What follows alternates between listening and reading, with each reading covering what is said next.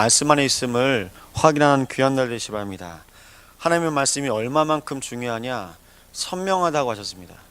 근데 그 말씀이 왕성할 때 선명해집니다. 분명히 빛이 있을 때 어두운 현장에서 밝게 비추는 것처럼 말씀은 날 비추는 중요한 하나님의 음성입니다. 그 말씀을 통해서 하나님께서 우리에게 주신 축복이 있습니다. 바로 하나님의 말씀일 때 가장 정확한 인생을 살 수 있습니다. 그게 집중입니다. 내 마음대로 된다면 좋겠죠. 근데 좋지 않습니다. 창세기 1장 2절 보면 이 땅이 하나님께서 세상을 창조하셨을 때 흑암과 혼돈과 공허 가운데 있다고 말씀하셨습니다. 제일 먼저 하나님의 말씀입니다. 빛이 있으라 하시니 빛이 있으니라. 하나님께서 보여주셔야 됩니다.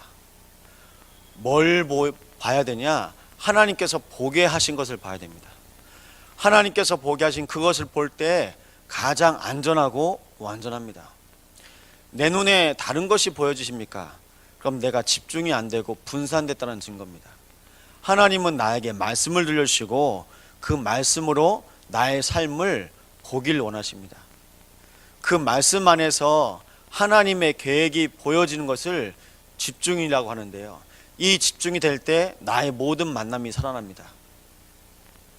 여러분이 그토록 원했던 그 한 소녀의 믿음, 여러분 생각해 보십시오. 나라의 중요한 한 사람에게 복음을 전할 수 있는 사람이라고 생각해 보십시오. 얼마나 기쁘고 감사합니까? 그런데 또 생각해 보십시오. 감옥에서 전할 수 있겠습니까? 복음 전하러 가야 되는데 감옥에 가실 수 있습니까? 복음 전해야 될 현장인데 노예로 갈 수 있겠습니까? 한 소녀의 믿음은 좋은데 내가 그 현장은 내가 싫어하는 현장이에요. 노예되었고 감옥이고 다 내 기준에 좋은 곳에만 가고 싶거든요. 하나님께서 뭐라고 말씀하시냐? 하나님의 말씀은, 그리고 하나님은 어디든지 함께 계실 수 있습니다. 그 은혜 때문에 모든 사람이 살아날 수 있는 겁니다. 그렇다면 내가 있는 현장도 하나님의 말씀이면 살아나겠구나. 그 믿음으로 오늘 승리하시기 바랍니다. 그 믿음이 믿어질 때 내가 평생 붙잡고 가야 될 것이 말씀입니다. 그게 천명입니다. 여러분, 마지막 날까지 말씀으로 사시길 바랍니다. 하나님께서 나에게 주신 이 말씀 때문에 모든 교회가 살아나고 모든 나라가 살아나고 우리의 후대들에게도 이 언약이 증거될 줄 믿으시기 바랍니다. 여러분, 하나님께서 여러분에게 허락하신 오늘까지를 은혜라고 합니다. 언제요? 오늘까지요. 네, 내일도 은혜로 사실 겁니다. 근데 오늘까지 은혜요. 그 은혜는 어떤 은혜냐? 내가 알 수가 없습니다. 여러분, 오늘 어떻게 일어나셨습니까? 어제 아이들하고 목욕 갔는데 아이들이 그러더라고요. 아빠, 질식이 뭐야? 그러더라고요. 숨 못 쉬어서 죽는 걸 질식이라고 그래요. 불이 나도 질식합니다. 물속에 들어가도 질식할 수밖에 없습니다. 숨 한 번 못 쉬면 생을 마감할 수밖에 없습니다. 혈관 하나만 막혀도 내 마음대로 되는 게 하나도 없습니다. 여러분, 숨까지 내가 쉬는 게 아니거든요.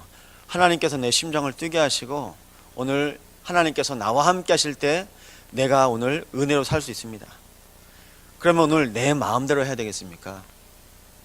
하나님께서 오늘도 말씀하시는 그 말씀 안에서 오늘 하나님, 나를 하나님의 은혜로 인도하여 주시옵소서.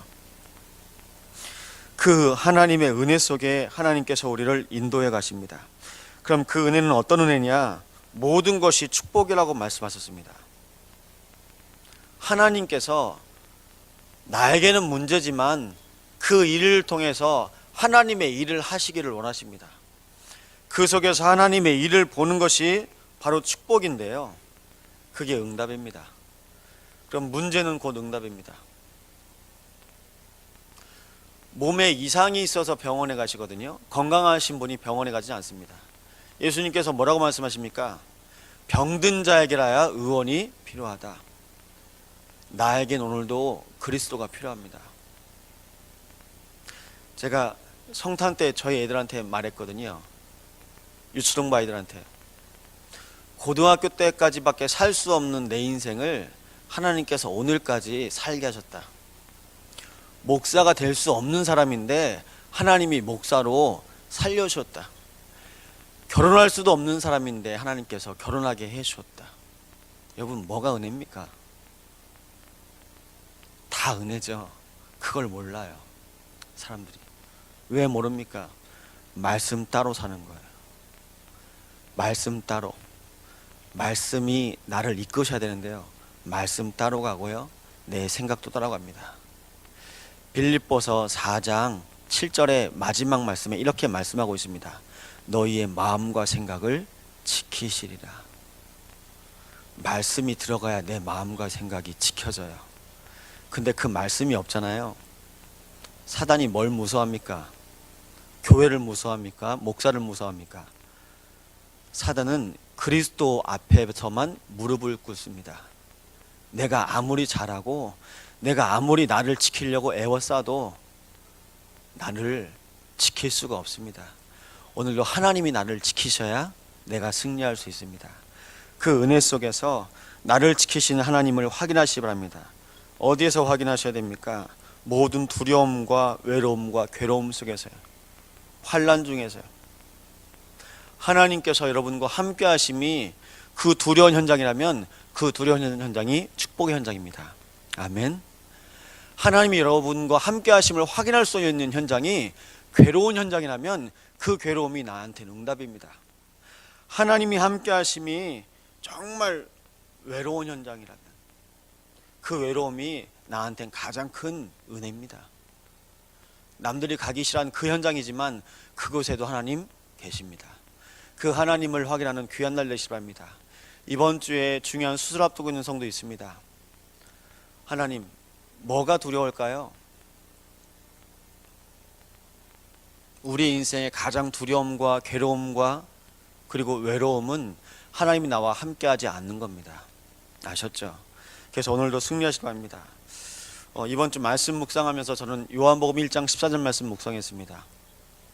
말씀이 육신이 되어 우리 가운데 거하심에 우리가 그의 영광을 보니 아버지의 독생자의 영광이요 은혜와 진리가 충만하더라. 그 말씀으로 이 땅에 오신 그 예수님이 우리와 함께 하신 그 은혜 때문에 그 그리스도로 인하여서 하나님께서 우리의 인생을 은혜로 또 진리 가운데로 인도하실 줄 믿습니다. 그 언약으로 여러분 하나님 함께 하심을 누리는 귀한 날 되시기 바랍니다. 하나님이 함께 하심을 확인하는 사람이 서밋이라고 말씀하셨습니다. 내가 뭘 잘해서가 아니라 여러분 하나님이 함께 하셔야 서밋이 됩니다. 아셨죠? 그 속에서 영적인 서밋, 또 기능 서밋, 문화 서밋. 마지막으로 말씀드리고 마치겠는데요, 고등학교 교사가 매일 지각합니다.